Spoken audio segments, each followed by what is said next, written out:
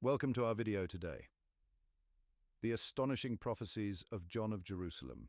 In this video, we will explore the fascinating predictions of this medieval mystic that are sure to leave you in awe. Make sure to watch this video until the end, as you will learn about things so incredible that they seem almost impossible, yet they are true. This video has the potential to either turn your perspective on current world events upside down or reinforce your assumptions and observations.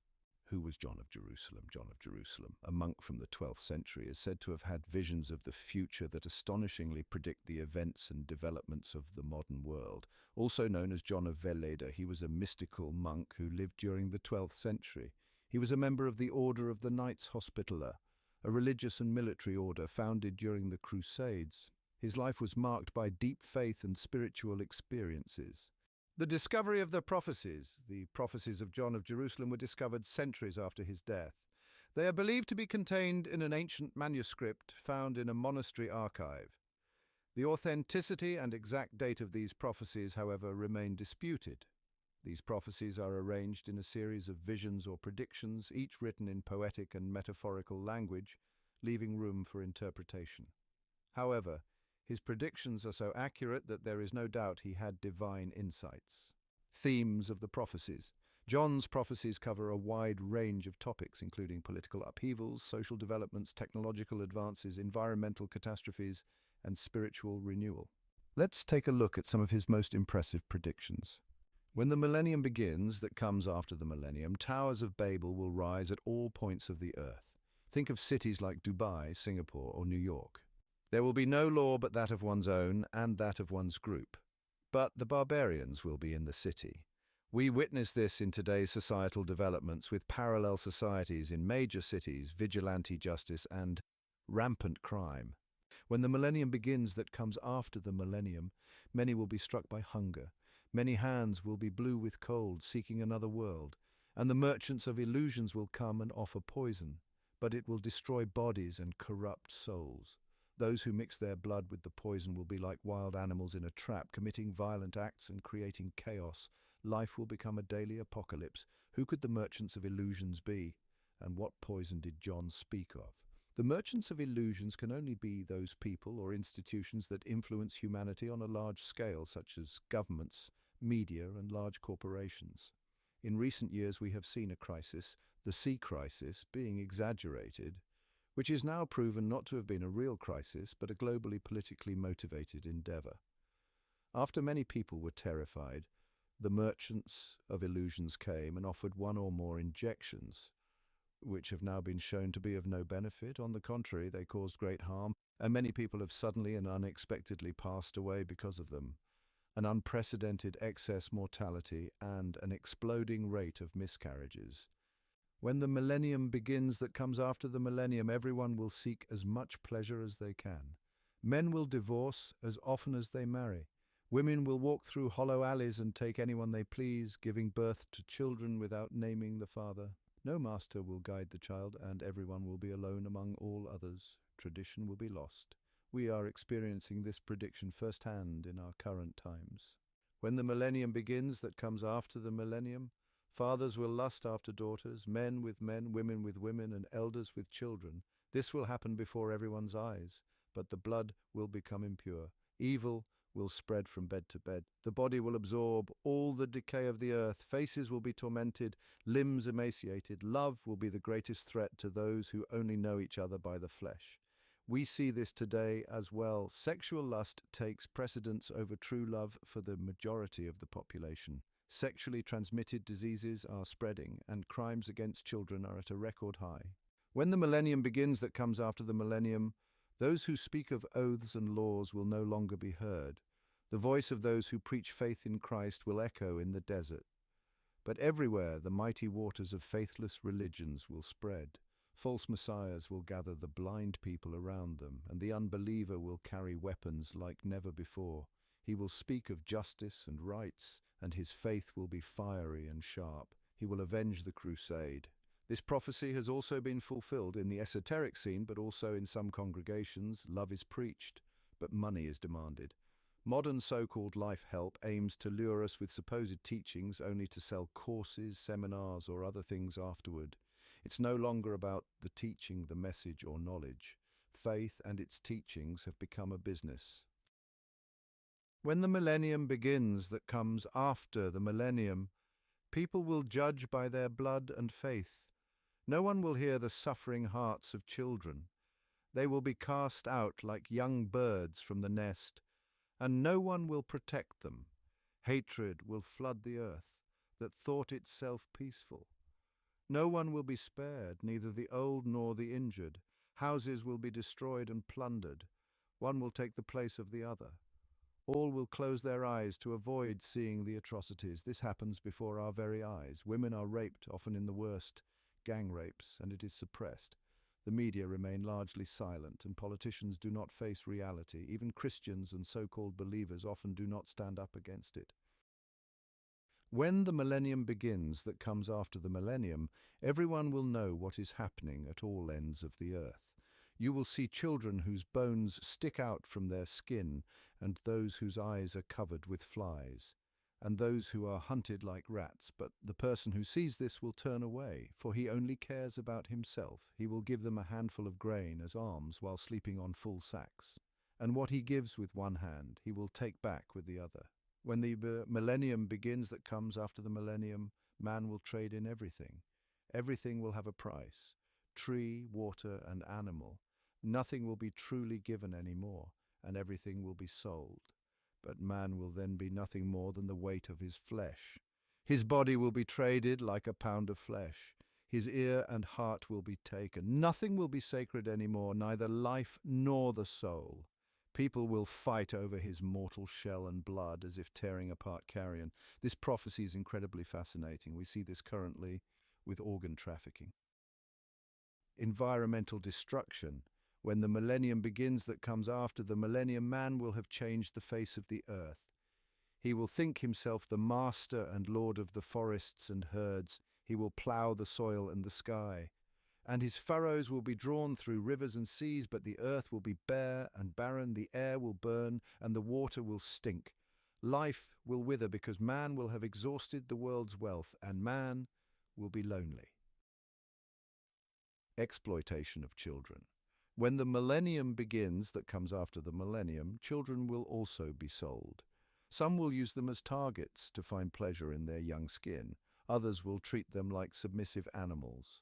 The untouchable weakness of the child will be forgotten, and its secret it will be like a foal being trained like a lamb, slaughtered and bled out, and man will only know cruelty. Control of the mind.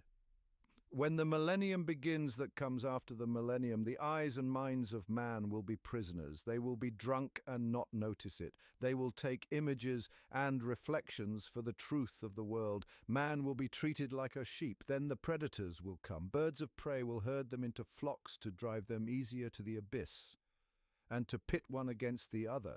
They will be skinned to get their wool and skin, and if man survives, he will be deprived of his soul. When the millennium begins that comes after the millennium, the lords without faith will rule. They will command the innocent and idle masses. They will hide their faces and keep their names secret, and their strongholds will disappear in the forests, but they will decide the fate of everything and everyone. No one will attend their orders' gatherings. Everyone will be a serf in reality, believing himself a free man and knight. Only those from wild villages with heretical beliefs will rise, but they will be defeated and burned alive first. When the millennium begins that comes after the millennium, people on earth will be so numerous that they will resemble an anthill that has been poked. They will run around, and death will crush them underfoot like confused insects. Large movements will drive them from one place to another. Brown skin will mix with white. The Christian faith with that of the unbeliever. Some will preach the promised peace, but everywhere enemy tribes will wage war. When the millennium begins that comes after the millennium, people will no longer submit to God's law. They will want to steer life like a mount. They will want to choose their children in the womb of their women and kill those they don't like. But who will be the person who thinks himself as God? The powerful will seize the most beautiful land and women. The poor and weak will be like cattle. Every miserable hut will be a prison tower. Fear will eat into every heart like poison. When the millennium begins that comes after the millennium, there will be a dark and secret order. Its law will be hate and its weapon poison. It will want more and more wealth and spread its rule over the whole earth, and its servants will be bound by blood oaths. The righteous and the weak will obey their rules. The powerful will serve them. The only law will be what they dictate in the shadows. They will sell their influence even into places of worship, and the world will be under their control.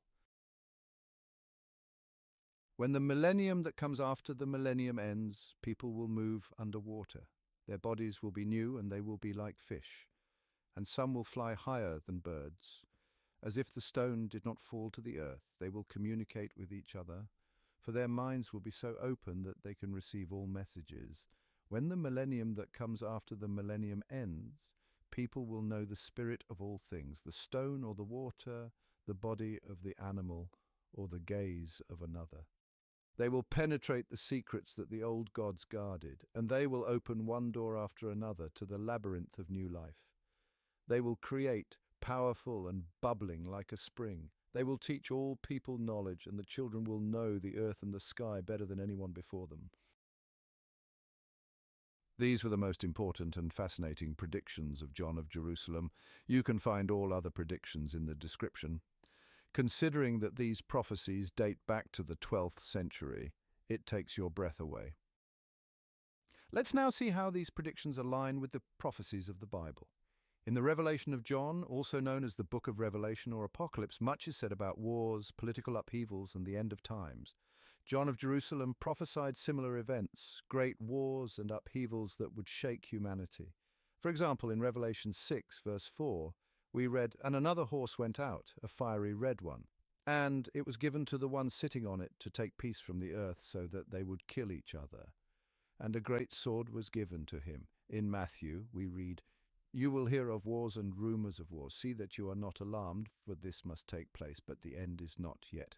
John of Jerusalem and the Bible both speak of great conflicts and wars that will plague the earth. The biblical texts emphasize the loss of peace and the emergence of violent conflicts, which directly aligns with the prophecies of John of Jerusalem. John of Jerusalem prophesied a moral decay and a departure from traditional values. He spoke of the dissolution of family structures and an increase in crime and immorality.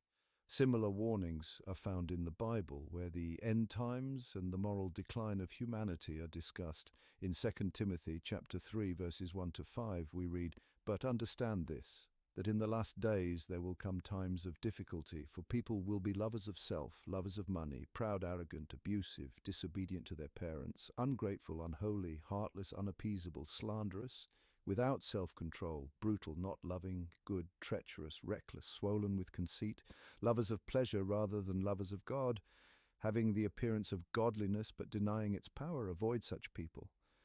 And also in the Gospel of Matthew it is written, "And because lawlessness will be increased, the love of many will grow cold." These texts underline the moral decay and societal disruption predicted by both John of Jerusalem and the Bible. Both warn of the danger that traditional values and virtues will be lost. John of Jerusalem also spoke of astonishing technological advances, often with negative consequences.